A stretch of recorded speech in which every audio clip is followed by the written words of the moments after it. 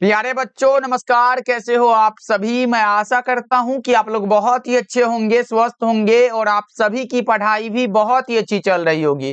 तो बच्चों आज का ये क्लास आप सभी के लिए बहुत ही ज्यादा इंपॉर्टेंट है, क्योंकि आज के क्लास में हम लेके आए हैं आपके लिए क्लास 12th बायोलॉजी का top 100 most important objective question. और बच्चों आज के इस क्लास से ही बहुत सारा प्रश्न आपके बोर्ड एग्जाम में देखने को मिलेगा। तो आज के क्लास को बिल्कुल ध्यान से देखिएगा और आज के क्लास में दिए जाने वाले सारे प्रश्नों को आप लोग अच्छे से याद भी करते चलिएगा। ओके जी, चलिए फिर क्लास को स्टार्ट करते हैं और आप लोग भी हमारे साथ आंसर को चैट सेक्शन में लगाते चलिएगा। आंसर लगाने से ये सारा प्रश्न आपको क्लास में ही अच्छे से याद हो जाएगा। ओके, देखिए पहला नंबर सवाल आपके सामने है, तो लगाते चलिएगा आंसर को। देखिए पहला नंबर सवाल पूछा जा रहा है, मुकुलन द्वारा जनन किसमें होता है। बच्चों मैं बता दूं ये प्रश्न कई बार आपके बोर्ड एग्जाम में पूछा जा चुका है। तो बताओ मुकुलन के द्वारा जनन किसमें होता है, तो सबको पता होना चाहिए मुकुलन द्वारा जनन यीस्ट में होता है, इसलिए करेक्ट आंसर आपका ऑप्शन नंबर ए हो जाएगा। ओके बच्चों, सारे प्रश्नों को एक एक करके याद करते चलना है। देखिए दूसरा नंबर सवाल पूछा जा रहा है, द्विखंडन किसमें पाया जाता है। बताओ बच्चा पार्टी, द्विखंडन किसमें पाया जाता है। तो आप लगाओ सर अमीबा में पाया जाता है और दूसरा पैरामीशियम में पाया जाता है। यानी कि बच्चा पार्टी क्या करोगे एग्जाम में, ए और बी दोनों को रंगोगे क्या। नहीं सर, ए और बी दोनों, देखो यहां सी में दिया गया ए और बी दोनों correct answer option number C बिल्कुल करेक्ट हो जाएगा। ओके चलो आगे बढ़ते हैं। तीसरा नंबर सवाल देखो पूछा जा रहा है, अदरक में कायिक प्रवर्धन किसके द्वारा होता है। और बच्चा पार्टी ध्यान में रहे, ये सारा प्रश्न क्वेश्चन बैंक से सिलेक्ट किया गया। आपको पता होना चाहिए कि क्वेश्चन बैंक बहुत ज्यादा इंपॉर्टेंट होता है आपके एग्जाम के दृष्टिकोण से, क्योंकि बहुत सारा ऐसा प्रश्न होता है जो आपके बोर्ड एग्जाम में रिपीट होता है, यानी कि पूछा हुआ प्रश्न को फिर से पूछ लिया जाता है। तो बच्चों हमें सतर्क रह के अच्छे से तैयारी करना पड़ेगा ना। देखो अदरक में कायिक प्रवर्धन किसके द्वारा होगा, अदरक में कायिक प्रवर्धन राइजोम के द्वारा होता है। किसके द्वारा बच्चा पार्टी, राइजोम के द्वारा। 3 का correct answer option number A हो जाएगा। चलो आगे बढ़ते हैं, अगला नंबर सवाल का जवाब बता दो, मानव युग्मकों में गुणसूत्रों की संख्या कितनी होती है। देखो बच्चों अगर मानव कोशिकाओं में गुणसूत्रों की संख्या पूछे तो हमारा 46 होता है, लेकिन हमारा युग्मक क्या होता है, युग्मक हमारा हैप्लॉइड होता है, इसीलिए इसमें गुणसूत्रों की संख्या 23 है। Correct answer option number B हो जाएगा। ओके बच्चों चलो, और अगर कोशिकाओं में पूछे तो कितना होगा, 46 होगा, याद रखिएगा। चलिए पांचवा नंबर सवाल है, अंडप्रजक प्राणी है। बताओ बच्चों निम्नलिखित में कौन सा है जो अंडप्रजक प्राणी है। अंडा देने वाला कौन सा प्राणी है, मुर्गी है सर, सांप भी है और मगरमच्छ भी है, इसलिए 5 का correct answer option number D बिल्कुल करेक्ट हो जाएगा। ओके, और बच्चा पार्टी जितने बच्चे हमारे साथ पहली बार जुड़ रहे हो तो सब्सक्राइब करते चलिएगा, और जितने बच्चे क्लास को लाइक नहीं किए हो तो सारे बच्चे क्लास को लाइक करते चलिएगा। ओके जी चलो 6 नंबर सवाल का जवाब बता दो, समयुग्मक पाए जाते हैं। समयुग्मक किसमें पाए जाते हैं बच्चों, क्लेडोफोरा में। समयुग्मक किसमें पाए जाते हैं, क्लेडोफोरा में। 6 नंबर सवाल का जवाब correct answer option number D होगा, और अगर आप लोग डी लगा रहे हो तो करेक्ट हो जाएगा बच्चों। चलो आगे बढ़ते हैं। 7 नंबर सवाल देखो, पैरामीशियम में किस प्रकार का द्विविखंडन होता है। और बच्चों मैं बता दूं ये प्रश्न अब की बार ही आपके बोर्ड एग्जाम में पूछा गया है, पैरामीशियम में किस प्रकार का द्विविखंडन होता है। सबको पता होगा सर इसमें अनुप्रस्थ द्विविखंडन होता है। कैसा बच्चों, अनुप्रस्थ द्विखंडन होता है, यानी कि ट्रांसवर्स बाइनरी फिजन होता है। सही जवाब ऑप्शन नंबर बी हो जाएगा। चलो आगे बढ़ते हैं। 8 नंबर सवाल देखो, निम्न में से कौन उभयलिंगी प्राणी है। ऐसे प्राणी जिसमें कौन सा, मेल और फीमेल दोनों सेक्सुअल पार्ट्स एक ही शरीर में होते हैं उसे हम लोग क्या कहते हैं, उभयलिंगी प्राणी कहते हैं, और वो होता है एग्जांपल है केचुआ यानी कि earthworm. Correct answer option number D हो जाएगा। ओके बच्चों चलो आगे बढ़ते हैं। 9 नंबर सवाल देखो, 9 नंबर सवाल है कि वायु परागित पुष्प सामान्यतः कैसे होते हैं। बताओ बच्चों वायु परागित पुष्प सामान्यतः कैसे होते हैं, जल्दी से बता दो। वो छोटे होते हैं और रंगहीन होते हैं, यानी कि बी और सी दोनों सही है। Correct answer option number D हो जाएगा। डी में क्या दिया गया बच्चों, बी और सी दोनों। चलो आगे बढ़ते हैं। 10 नंबर सवाल देखो, 10 नंबर सवाल है, क्लोरेला निम्न में से क्या है। क्लोरेला क्या है बच्चा पार्टी बता दो। क्लोरेला निम्न में से क्या है, जीवाणु है। क्लोरेला क्या है बच्चों, जीवाणु है। Right answer option number B हो जाएगा। चलो आगे बढ़ते हैं। 11 नंबर सवाल का जवाब जल्दी से बता दो, स्त्री दल चक्र पुष्पों में बना होता है। स्त्री दल चक्र जो पुष्पों में होता है बच्चों वो स्टिग्मा से बना है, स्टाइल से बना है, ओवरी से बना है, यानी कि उपरोक्त सभी से बना हुआ है। Correct answer option number D हो जाएगा। बच्चा पार्टी आंसर लगाते हो कि नहीं, सारे प्रश्नों का आंसर लगाते चलो, लास्ट में तो पूछेंगे भाई कितना सही कर पाते हो। चलो आगे बढ़ते हैं, 12 नंबर सवाल का जवाब बता दो। जब जायांग में स्त्री केसर एक दूसरे से जुड़े रहते हैं तो उसे क्या कहते हैं? उसे युक्तांडपी कहते हैं या फिर युक्तांडपी कहलाता है बच्चों। करेक्ट आंसर बी हो जाएगा। ओके चलो आगे बढ़ते हैं, 13 नंबर सवाल देखो पूछा जा रहा है, भ्रूणकोश की सेंट्रल कोशिका क्या है? भ्रूणकोश की सेंट्रल कोशिका बताओ बच्चा पार्टी, कौन सा होगा? द्वितीयक केंद्रक होता है जिसे हम लोग सेकेंडरी न्यूक्लियस कहते हैं। राइट आंसर ऑप्शन बी होगा। चलो आगे बढ़ते हैं, अगला नंबर सवाल, बच्चा पार्टी डेली क्लास का टाइम शाम के 6 बजे है और शाम के 8 बजे। दोनों क्लास को ज्वाइन करने के लिए आप लोग सब्सक्राइब करके ऑल नोटिफिकेशन पे सेट कर लीजिएगा, जिससे कि क्लास का नोटिफिकेशन आपको मिलता रहे। देखो निम्न में से किसका पुष्पासन खाया जाता है? किसका खाया जाता है? पुष्पासन पूछा गया बच्चों, सेब हो जाएगा ना। किसका? पुष्पासन सेब का खाया जाता है ना बच्चा party. Correct answer option number B हो जाएगा। चलो आगे बढ़ते हैं, 15 नंबर सवाल का जवाब बता दो। इस क्लास में पूरे 100 ऑब्जेक्टिव को कवर करना है। देखो निम्न में से कौन नर युग्मक से संयोजन कर भ्रूणपोष बनाता है? तो सिंपल सा आंसर होगा सर द्वितीयक केंद्रक होता है। कौन सा बच्चा पार्टी? द्वितीयक केंद्रक। चलो आगे बढ़ते हैं, 16 नंबर सवाल देखो पूछा जा रहा है। 16 नंबर सवाल है, आवृतबीजी पौधों के भ्रूणपोष में गुणसूत्रों की सूत्र गुणता क्या होती है? देखो बच्चों भ्रूणपोष हमारा ट्रिप्लॉइड होता है यानी कि त्रिगुणित होता है। तो करेक्ट आंसर क्या होगा? ऑप्शन सी बिल्कुल करेक्ट आंसर हो जाएगा। 16 का क्या होगा बच्चों? ऑप्शन सी बिल्कुल करेक्ट आंसर हो जाएगा।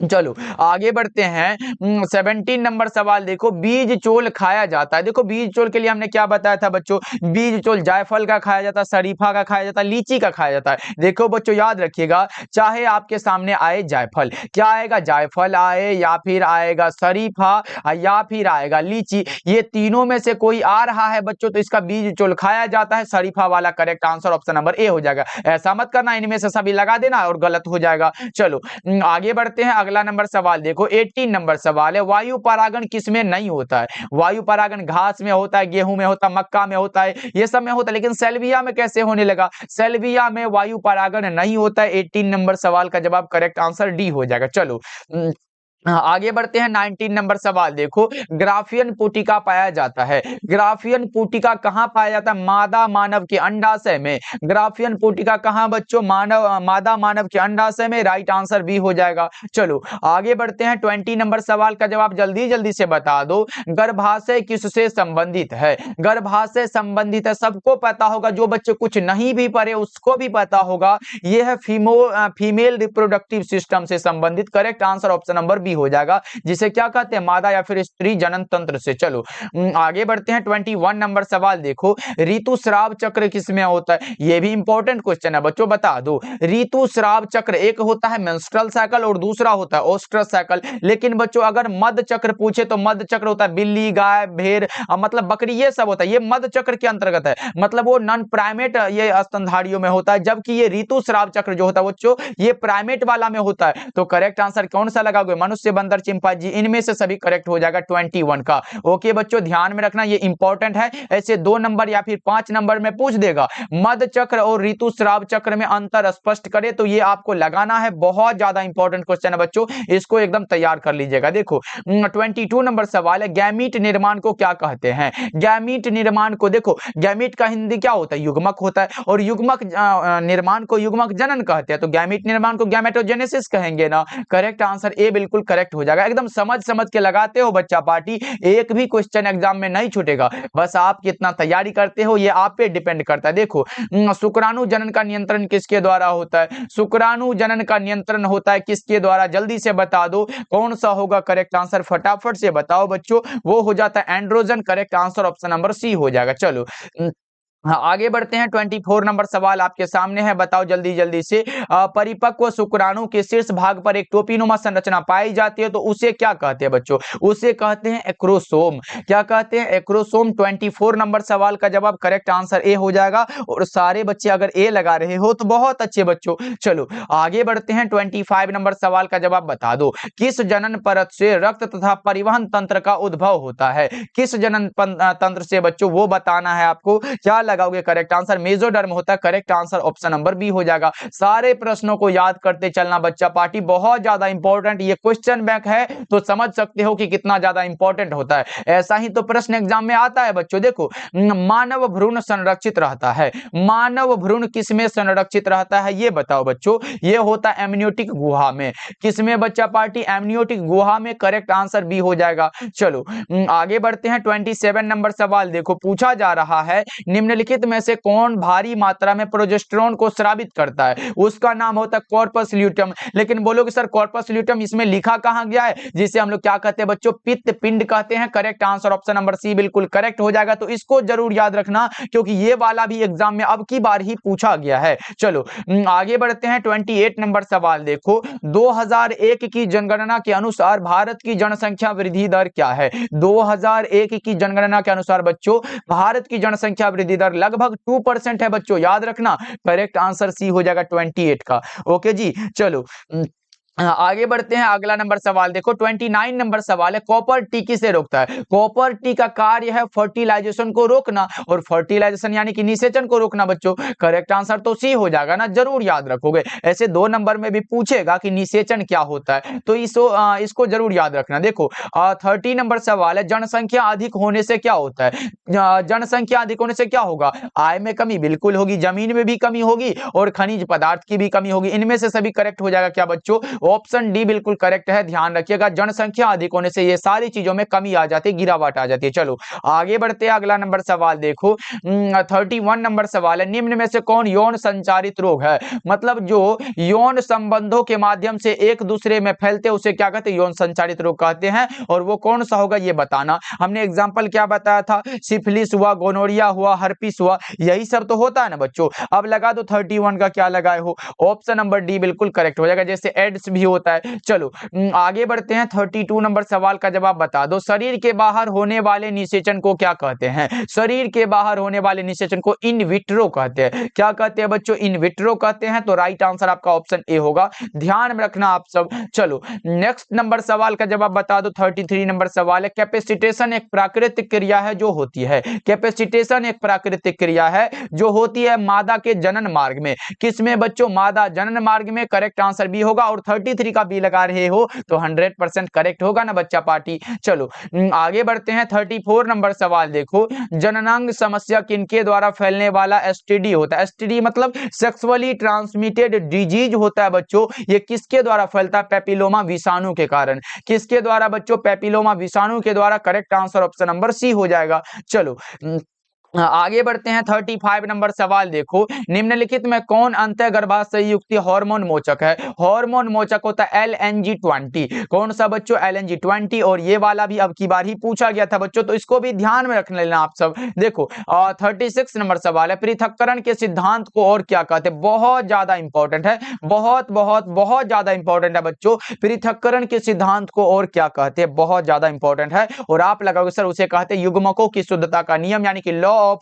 Purity of gametes. Correct answer option number C हो जाएगा। चलो आगे बढ़ते हैं। 37 नंबर सवाल देखो, मेंडल ने प्रतिपादित किया है। तो मेंडल साहब के द्वारा क्या दिया गया बच्चों? आनुवंशिकता का नियम। ये सब तो आसान प्रश्न है, तो याद रख लेना बच्चों। ऐसे पूछे सहलग्नता का नियम किसके द्वारा दिया गया? सहलग्नता का नियम दिया गया बेटसन और पनेट के द्वारा। और ये 10% ऊर्जा का नियम लिंडेमैन के द्वारा दिया गया, याद रखना आप सब। चलो आगे बढ़ते हैं। 38 नंबर सवाल देखो, पूछा जा रहा है अर्जित गुणों के वंशागति का सिद्धांत किसके द्वारा दिया गया? जल्दी से बताओ बच्चों, अर्जित गुणों के वंशागति का सिद्धांत लेमार्क के द्वारा दिया गया। Correct answer option number B हो जाएगा। चलो आगे बढ़ते हैं। 39 नंबर सवाल का जवाब बता दो, मेंडल ने चयन किया। मेंडल साहब ने किसका चयन किया था बच्चों? गार्डन मटर का। किसका? गार्डन मटर का। करेक्ट आंसर डी हो जाएगा। चलो अगला नंबर सवाल का जवाब जल्दी से बताओ। 40 नंबर सवाल है, मेंडल के नियम का एक अपवाद है। निम्न में कौन सा है जो मेंडल साहब के नियम का एक अपवाद है? वो लिंकेज है। क्या होता है बच्चों? जिसे हिंदी में सहलग्नता कहते हैं। 40 नंबर सवाल का जवाब करेक्ट आंसर सी हो जाएगा।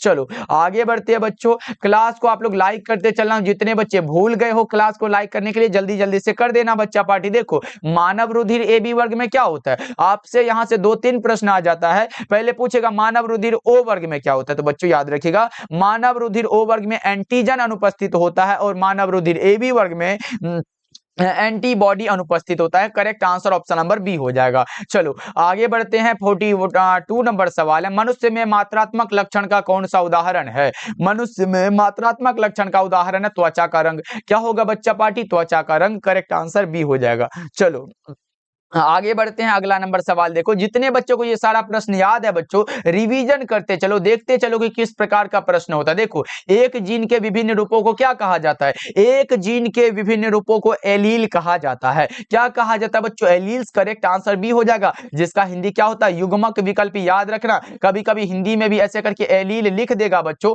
तो लिखना तो पड़ेगा ना, एलील लगाना, युग्मक विकल्पी होता है। चलो आगे बढ़ते हैं। 44 नंबर सवाल का जवाब बता दो, निम्नलिखित में कौन सा कथन असत्य है? असत्य मतलब गलत है बच्चों। असत्य कौन सा होता है? एलील का आपस में सम्मिश्रण होता है, यह कथन बिल्कुल ही गलत है बच्चा party. Correct answer option number D हो जाएगा। एलील का आपस में सम्मिश्रण नहीं होता है। एलील का क्या होता है बच्चा पार्टी? वे स्वतंत्र रूप से अपने प्रभाव को व्यक्त करते हैं। वैसे भी मेंडल साहब के अनुसार एलील स्वतंत्र रूप से क्या होता है? विभाजित होता है, और इसका मिश्रण नहीं होता। चलो आगे बढ़ते हैं। अगला नंबर सवाल देखो, 45 नंबर सवाल है, एक जीन जोड़ा दूसरे जीन जोड़े के प्रभाव को दबा देता है, इस घटना को क्या कहते हैं? एक जीन जोड़ा दूसरे जीन जोड़े के प्रभाव को दबा देता है, इस घटना को एपिस्टेसिस कहते हैं। क्या कहते हैं बच्चों? एपिस्टेसिस। करेक्ट आंसर ए हो जाएगा। चलो आगे बढ़ते हैं। 46 नंबर सवाल देखो, मानव में एबीओ रक्त समूह क्या दर्शाता है? मानव में बहु अलील भी दर्शाता है और सह प्रभाविता भी दर्शाता है, यानी कि बी और सी। करेक्ट आंसर डी हो जाएगा।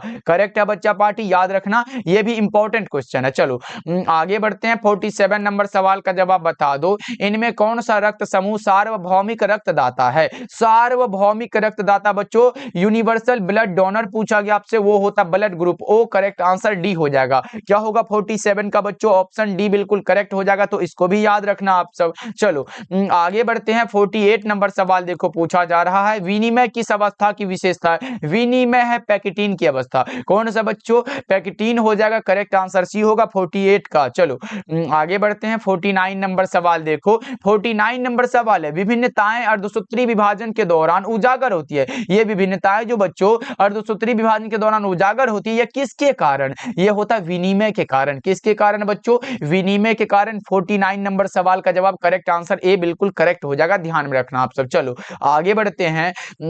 50 नंबर सवाल है, वंशागति का क्रोमोजोम सिद्धांत किसने प्रतिपादित किया? वंशागति का क्रोमोजोम ये सिद्धांत किसके द्वारा दिया गया बच्चों? ये दिया गया सटन एवं बॉवेरी के द्वारा। किसके द्वारा? सटन एवं बॉवेरी के द्वारा। Correct answer option number B हो जाएगा। चलो आगे बढ़ते हैं। अगला नंबर सवाल देखो, जेड बाई जेड डब्ल्यू तरह का लिंग निर्धारण किसमें देखा गया? जेड बाई जेड डब्ल्यू तरह का लिंग निर्धारण देखा गया है मोर में, या फिर मुर्गी भी रहे तो बच्चों लगा क्या ना, मुर्गी भी होता है। चलो आगे बढ़ते हैं। 52 नंबर सवाल देखो, विभिन्नता का मुख्य स्रोत क्या होता है? विभिन्नता का मुख्य स्रोत है म्यूटेशन। क्या होता है? जिसका कि हिंदी होता है उत्परिवर्तन। क्या होता है बच्चा पार्टी? उत्परिवर्तन। राइट आंसर आपका ऑप्शन नंबर बी हो जाएगा, ध्यान में रखिएगा सभी बच्चे। चलो आगे बढ़ते हैं। अगला नंबर सवाल देखो, 53 नंबर सवाल पूछा जा रहा है, टर्नर सिंड्रोम में कितने गुणसूत्र होंगे? टर्नर सिंड्रोम में गुणसूत्रों की संख्या बच्चों 45 होता है। टर्नर सिंड्रोम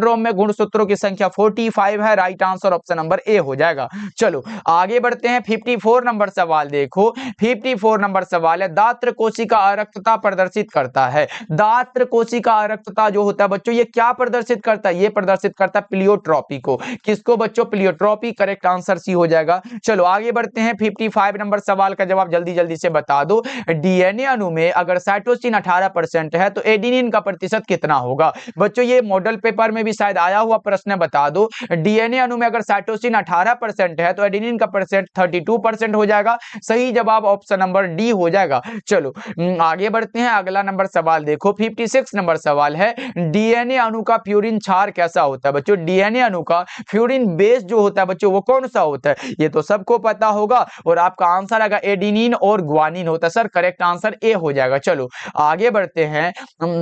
57 नंबर सवाल है, इनमें कौन सा नाइट्रोजिनस बेस डीएनए में नहीं होता है? नाइट्रोजिनस बेस जो डीएनए में नहीं होता है उसका नाम बताओ। अब बोलोगे सर डीएनए में पहले होता कौन कौन है, पहले ये पता होगा तभी तो लगाएंगे। तो उसमें होता है एडेनिन होता है, गुआनिन होता है, साइटोसिन होता है और थायमिन होता है। लेकिन जो नहीं होता तो मिला लो ना, ये चार में जो है देखो एडेनिन दिया गया तो एडेनिन इसमें नहीं है। गुआनिन देखो, गुआनिन इसमें है, गुआनिन देखो होता है। उसके बाद साइटोसिन भी होता है, साइटोसिन भी होता है। उसके बाद देखो थायमिन भी होता है तो थायमिन भी होता है। लेकिन यूरेसिल तो आरएनए से संबंधित है ना बच्चों, यूरेसिल आरएनए में होता तो ये डीएनए में कहां से होगा? 57 का करेक्ट आंसर भी हो जाएगा, यूरेसिल आरएनए में होता है। चलो आगे बढ़ते हैं, अगला नंबर सवाल देखो 58 नंबर सवाल है, बी डीएनए के एक पूर्ण घुमाव में नाइट्रोजिनस बेस के कितने पेयर्स होते हैं? देखो बच्चों यहां से दो प्रश्न आ सकता है। अगर पूछे बी डीएनए के पूर्ण घुमाव में नाइट्रोजन बेस के कितने पेयर्स होते हैं तो बच्चा पार्टी आपको ध्यान में रखना है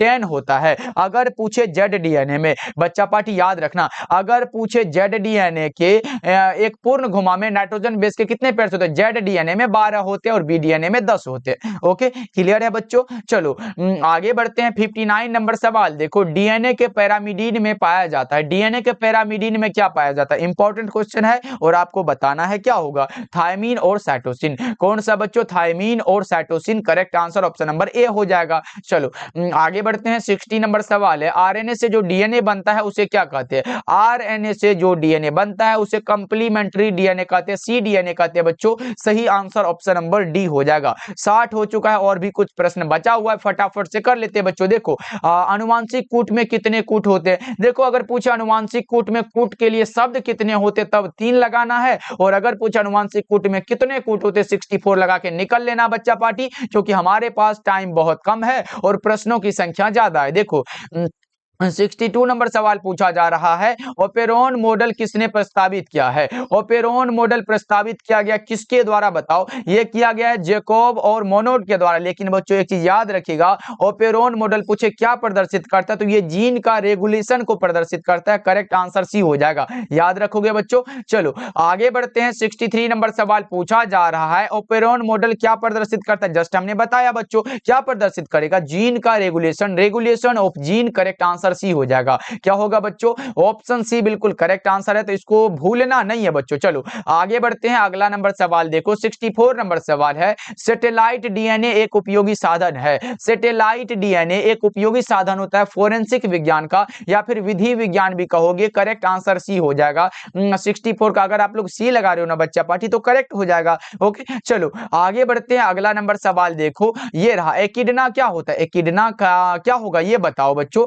एकिडना क्या होता है जल्दी से बता दो। योजक करी है, कनेक्टिंग लिंक होता है बच्चों। सही आंसर ऑप्शन नंबर ए हो जाएगा। और बच्चा पार्टी मेन बात मैं बता देना चाहूँ तो जितने बच्चे हमारे द्वारा तैयार फिजिक्स केमिस्ट्री और बायोलॉजी के 20 दिन पढ़ के 80 नंबर लाने वाला नोट्स नहीं लिए हो बच्चा पार्टी, ये हम गारंटी इसीलिए देते हैं बच्चों क्योंकि ये पिछले साल से भी हम देते आ रहे हैं और ये हमारा पूर्ण विश्वास होता है। उसमें आपको एक सब्जेक्ट में हम 50 से 60 सब्जेक्टिव देंगे और 200 ऑब्जेक्टिव देंगे, उसी में आपका काम पूरा हो जाएगा बच्चा पार्टी। आपको पढ़ना, अगर आप एक दिन में 10 क्वेश्चन भी याद करते हो तो एग्जाम तक में खत्म हो जाएगा। और बच्चों अभी से आपको पढ़ना ही पड़ेगा, उसके अलावा कोई उपाय तो है नहीं, क्योंकि आपके माता पिता उम्मीद लगाए बैठे कि आप अच्छे नंबर लाओगे और आप यहां समय व्यर्थ कर दिए बच्चा पार्टी। तो लेकिन अभी से भी पढ़ के अगर चाहते हो कम से कम अच्छा नंबर आ जाए तो मात्र इसका चार्ज है 199। तो कॉल करिएगा 7070 82 1685 नंबर पे और सारे बच्चे ले लीजिएगा। ये आपको लेना है बच्चों कम से कम 10 से 15 जनवरी के बीच। अगर 20 दिन अच्छे से पढ़ लेते हो ना बच्चों,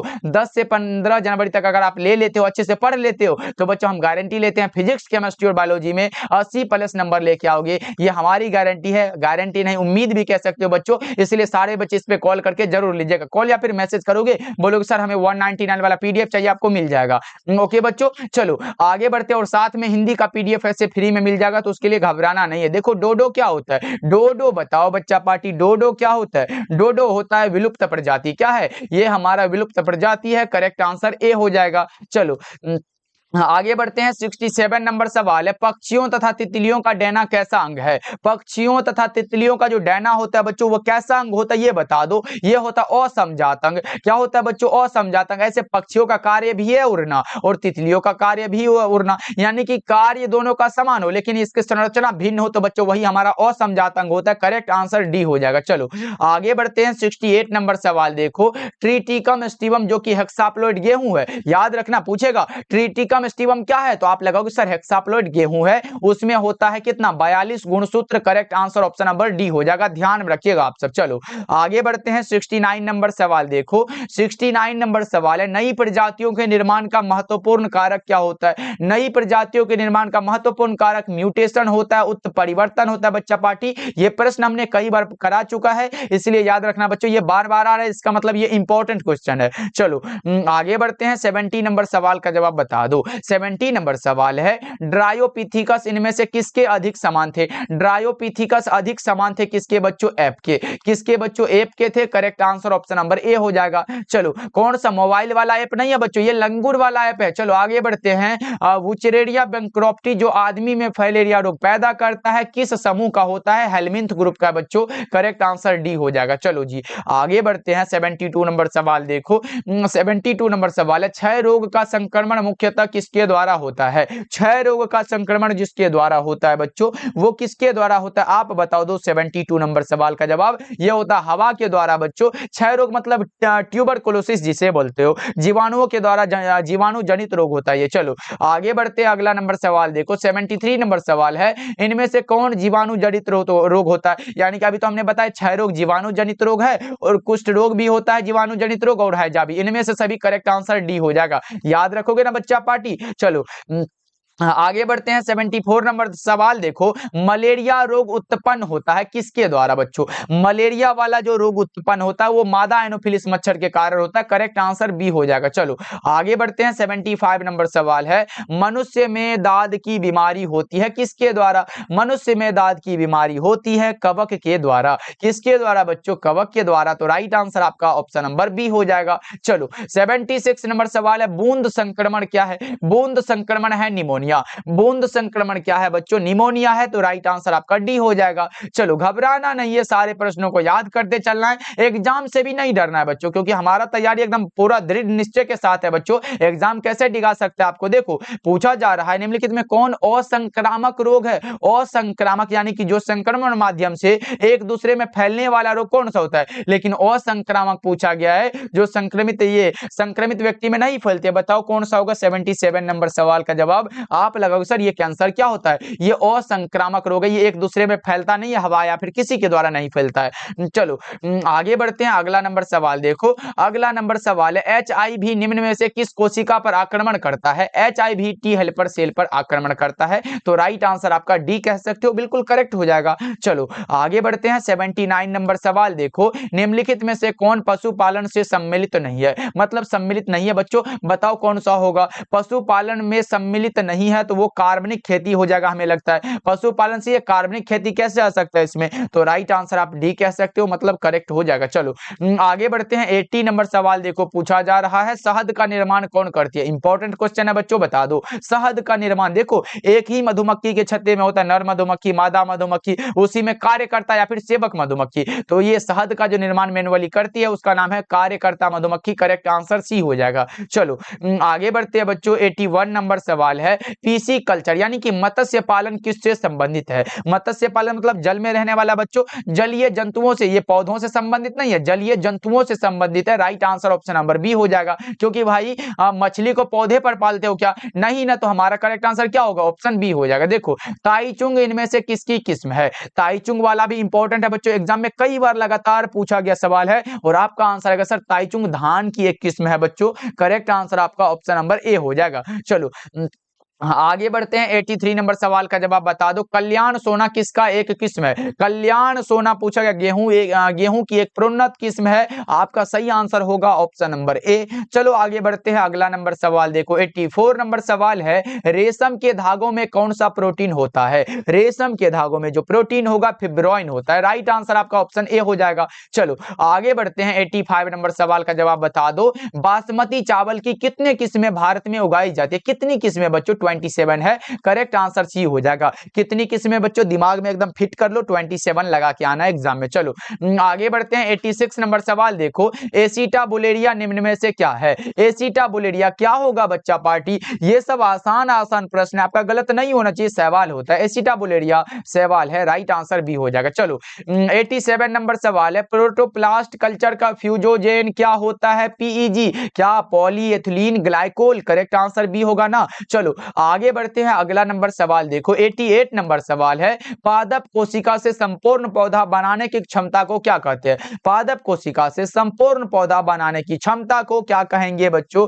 88 नंबर सवाल का जवाब लगा दो। उसे कहते हैं टोटिपोटेंसी, या फिर संपूर्णता कहते हैं, या फिर पूर्ण सशक्तता भी कह सकते हो। चलो आगे बढ़ते हैं, अगला नंबर सवाल देखो। 89 नंबर सवाल है, दूध से दही बनाने में किस जीवाणु का उपयोग होता है? दूध से दही बनाने में जिस जीवाणु का उपयोग होता है, लैक्टोबैसिलस होता है। चलो आगे बढ़ते हैं। 90 नंबर सवाल का जवाब बताओ। ब्रीवरी का संबंध किससे होता है? ब्रीवरी का संबंध इंपॉर्टेंट क्वेश्चन है, सैक्रोमाइसिस से होता है। ब्रीवरी का संबंध है सैक्रोमाइसिस से। Right answer option number A हो जाएगा जी। चलो आगे बढ़ते हैं। 91 नंबर सवाल है कि ग्लूकोज को अल्कोहल में बदलने वाला एंजाइम क्या होता है? ग्लूकोज को अल्कोहल में कन्वर्ट करना एंजाइमेज का उपयोग होता है। करेक्ट आंसर सी हो जाएगा। चलो आगे बढ़ते हैं। 92 नंबर सवाल का जवाब बता दो। बायोगैस में कौन सा होता है? कार्बन डाइऑक्साइड होता है, H2S होता है, मेथेन होता है, ये सब होता है बच्चों। करेक्ट आंसर डी हो जाएगा ना। चलो आगे बढ़ते हैं। 93 नंबर सवाल है, निम्नलिखित में कौन सा मीथेन उत्सर्जन करता है? मीथेन का जो उत्सर्जन करता है, धान का खेत भी होता है, पशु भी होता है, दीमक भी होता है, इनमें से सभी। Right answer option number D हो जाएगा। ओके बच्चों, 93 का डी लगा रहे हो क्या आप लोग? बहुत अच्छे। चलो आगे बढ़ते हैं। 94 नंबर सवाल देखो। मादा में नाइट्रोजन स्थिरीकरण हेतु हम किसका प्रयोग कर सकते हैं? मादा में नाइट्रोजन स्थिरीकरण हेतु हम जिसका प्रयोग कर सकते हैं उसका नाम होता है नील हरित बैक्टीरिया। क्या होता है बच्चों? नील हरित बैक्टीरिया का करेक्ट आंसर ए हो जाएगा। चलो 95 नंबर सवाल है। फ्रंकिया है एक, फ्रंकिया क्या होता है? जैव उर्वरक है, प्रतिजैविक है, जीवाणु समुदाय है, या फिर बी और सी दोनों? क्या होगा इसका करेक्ट आंसर? जल्दी से बताओ बच्चों। ये होता है जैव उर्वरक। करेक्ट आंसर ए हो जाएगा। चलो आगे बढ़ते हैं। 96 नंबर सवाल है। एगारोज किससे प्राप्त होता है? एगारोज प्राप्त होता है समुद्री घास से। समुद्री घास से बच्चों। राइट आंसर आपका ऑप्शन नंबर बी हो जाएगा। चलो आगे बढ़ते हैं। 97 नंबर सवाल है। रेस्ट्रिक्शन एंजाइम जाने जाते हैं किसके रूप में? रेस्ट्रिक्शन एंजाइम जाने जाते हैं आणविक कैंची के रूप में। किसके रूप में बच्चों? आणविक कैंची के रूप में। इसीलिए कहोगे सर 97 का राइट आंसर हमारा ऑप्शन नंबर बी हो जाएगा। चलो 98 नंबर सवाल का जवाब जल्दी से बताओ बच्चों। क्राइजीन बॉल कृमि से किस फसल को बचाता है? क्राइजीन जो है बॉल कृमि से किस फसल को बचाता है? ये पूछा गया। कपास को बचाता है बच्चों। 98 का right answer option number A हो जाएगा। चलो आगे बढ़ते हैं। 99 नंबर सवाल है। जल धारण क्षमता इनमें से किसका गुण होता है? जल धारण क्षमता पूछा गया बच्चों, बताओ कौन सा होगा? वाटर होल्डिंग कैपेसिटी जो होता है बच्चों, वो किसमें होता है? प्रॉपर्टी किसमें होता है बच्चों? वो मृदा का होता है। करेक्ट आंसर ए होगा। 99 का ए लगा रहे क्या बच्चा? बहुत अच्छे। चलो आगे बढ़ते हैं। 100 नंबर सवाल है। मरुस्थलीय अनुकूलन का उदाहरण है, कौन सा होगा इसका करेक्ट आंसर? बताओगे क्या?